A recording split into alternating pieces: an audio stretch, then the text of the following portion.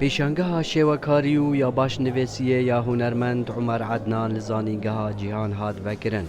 Ev pêşangeha taybet ya çarê ye û beşdarî di çendîn pêşangehê navxweş dervekiriye. Umerî çawan berev cîhana hunerî darê û çawan Efrêke helbijart. Cîhana min a hunerî revînek boş yani rastî zanistê bîrkarî ye ku ez tê de ne zîrek im. Lê min ev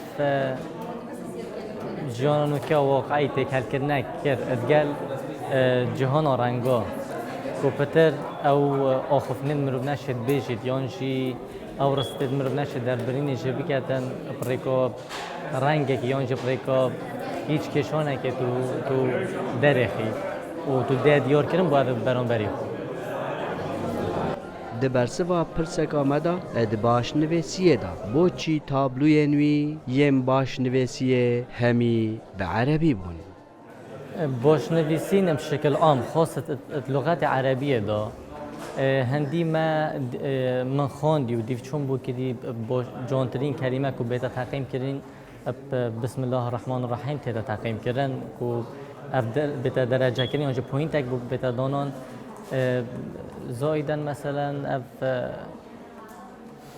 خطی هنی اغلبیان بسر عربی بگیره دایا نه که بو اویدی فایده جیب کن جبر کو فتحات ده ضمات لا تقدر شيء جوناتیه که به اوی جوره هنی نبیسینه.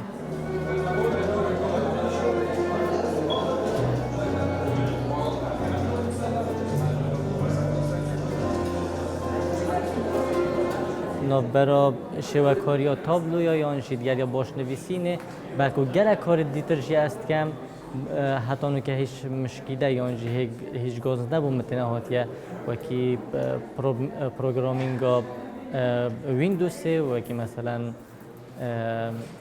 پروگرامینگ آی او اس آنجا اندرویده و گره کار دیترجی حتی نو که هیچ مشکلی چی نبود چون که اف کار من همین پلان کردی هاتینه دانان و پاژه بجه کردم.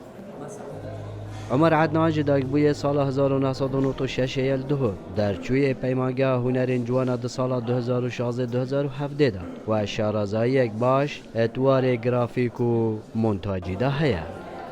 سلام بالایی دنگ امریکا دوه.